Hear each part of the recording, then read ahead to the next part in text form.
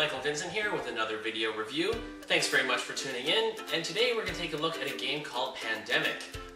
Not only do I like Pandemic in terms of its educational value, but for me Pandemic would be one of my personal favorite games. Now, by looking at Pandemic just from the cover of the box, you might assume that this would be a game you would use in a biology class. The theme, after all, is you are a group of researchers and medics traveling all over the world trying to cure these vicious diseases that are spreading all over the world. But in fact, this is actually a great game for teaching geography. So if you are teaching a middle school class or an early high school class, this could be a really good game to help add some spice and some entertainment value to your geography unit. So let's take a look. So here you can see both the core set and the expansion of Pandemic. This game is designed by Matt Leacock and published by Z-Man Games. It is worth noting that these are in fact an older version of the game. This year they actually did a reprint. So if you're looking in the stores, the box will look different than the version you see here. And I'll make sure that I include some photos at the end of the video so you get to see the newer version. The other cool thing is that there's actually another expansion that was released, but keep in mind that that new version will only work with the newer version of Pandemic. So In the Lab is the name of the new expansion, but it is not compatible with these original sets that you see here today. So Pandemic is different as well in that it is a cooperative game. A lot of games that are featured so far and that will be featured in this channel are competitive, but Pandemic is very unique and adds a lot of extra entertainment value in terms of that it's a cooperative game. So you each take on the role. Perhaps you are a medic, perhaps you are a scientist, you could be a researcher. You each take on a different role and you're cooperating, working together, flying all over the world, trying to stop the spread of these diseases. Now there's 4 different strains in the core set and an extra strain that's purple in the expansion, and that one can actually mutate. So it's a very cool game, it's very tense, but nicely plays in about an hour. So let's take a look at the board. So here's the board for Pandemic, and as you can see, it's essentially a map of the world. Now, players will choose a different role, and depending on the role, they'll each have a special ability. Now, they have these characters here. They all start in Atlanta, Georgia, and then they have player cards. So they will draw from the player deck. They will have a hand to a maximum of 7, and each card is essentially a different city. So we see Tokyo, Japan, Washington, United States, Tehran in Iran, and each player will have so many cards which will allow them to get around the world and try and get to these diseases and stop them from spreading. Now the diseases are represented by different colored cubes, and as you can see there are 4 different strains.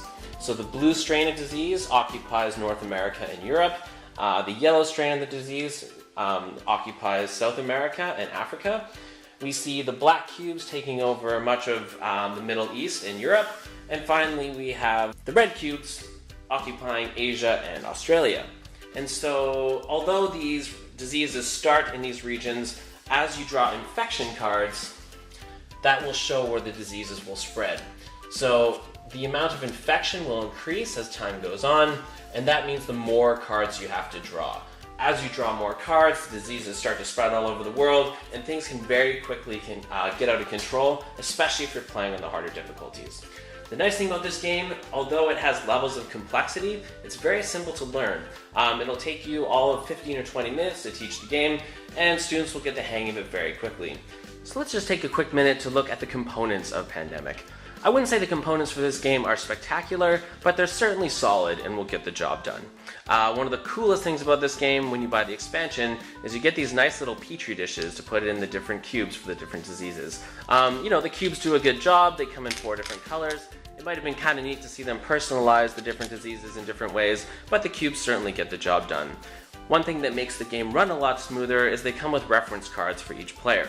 So this includes the basic actions you can take on each turn, and the special actions you can take on each turn. And this game makes the game a lot easier to teach, and it's a nice reference for the students that they can just have the card in front of them, just as a brief overview of the different actions they can do each turn. Now each player will also be dealt a special role. So each person, when they're playing, is going to have a special ability, and some of the examples are the researcher, the troubleshooter, the generalist, the operations expert, and when you buy the expansion, there's many more role cards that will be included. So this gives replay value to the game and gives each player kind of a sense of purpose and that they each have something special that they can do on their turns that other players can't. Now, the educational value is obvious just by looking at the board in that you have a world map, you have a lot of the major cities from all over the globe, and because they're color-coded, students will be able to see where each city falls in which continent, and will quickly get to learn where a lot of the major cities in the world are found. In addition to that, though, is the cards, the player cards that each student will have with them. And these include even more information that'll help reinforce some of the geographic concepts. So the Tokyo card, it includes the name of the country it's a part of, obviously Japan. It has a flag of the country, and it also includes the population and the population density. And included on each card is a map telling you exactly where that city is if you're not familiar with it and don't know where to find it on the board. So in addition to the map, and lots of board games do include world maps, Ticket to Ride, Risk, Axis and Allies, but the cards are an extra nice touch, which includes that extra level of detail that a lot of other board games don't have. And then you have the infection cards, and these are usually not ones you want to see, as this means more diseases will be spreading. But you have the two decks. So the players will have their cards that they have in their hand. This allows them to travel throughout the world, and the way that you win is by curing the disease.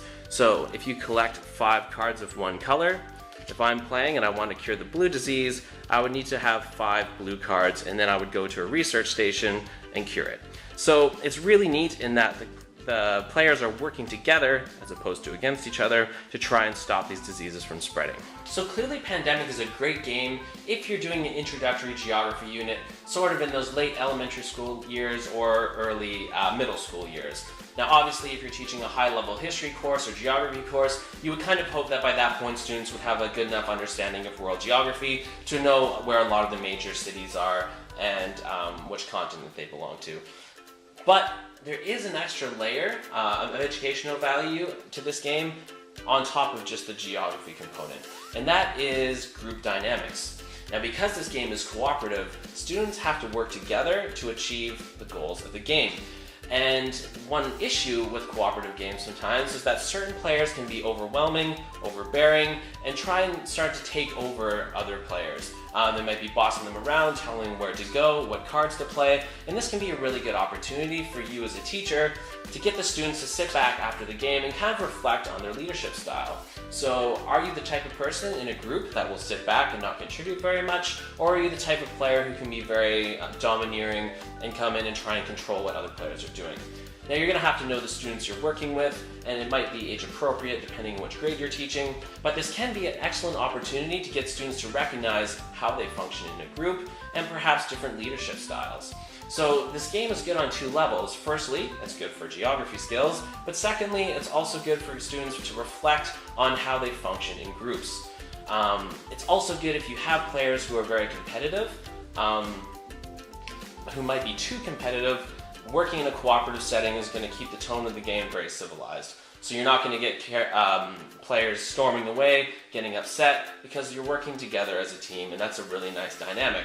So even if you have a student who probably couldn't handle a competitive game, you can feel confident that they can sit down, play Pandemic, and have a good time with another group of students. An added benefit I've found with Pandemic is introducing new students to a group. So if I have a new student in my class this year and they don't know people very well, you can put them down with a few other students who perhaps you think would be a good match for them, and they're going to have to communicate and work together. And that sort of trying to achieve a goal and overcoming it at the end really can make students feel part of a team and bring them together. So if you have a new student in your class, perhaps they're not fitting in and they're a bit introverted, getting them to sit down with some other students and play Pandemic could be a really good way just to make them some friends and make them feel comfortable in the class. So I like Pandemic because it is so multifaceted. You can use it in a variety of ways in an educational setting, and the game is just very fun. This game has won a ton of awards. It's on a lot of hardcore gamers' top lists of their favorite games. So even regardless of its educational value, Pandemic is just a very fun game. To conclude, Pandemic is an excellent game. The theme is really unique, really exciting, and it's going to appeal to a wide audience of students.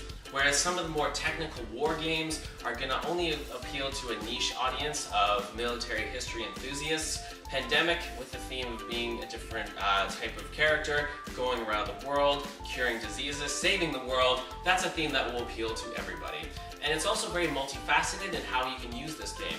If you're doing beginner's geography, it's a fantastic game. If you're teaching a leadership course and you want students to reflect on how they work in a group, it's a great game. And even if you just have new students in your class and you want to introduce them to other students in the class and get them doing something where they're going to be working together and achieving a goal as a group, Pandemic is also good for that. So even regardless of its educational value, Pandemic is a really fun game, and it's really going to get students excited and wanting to play it.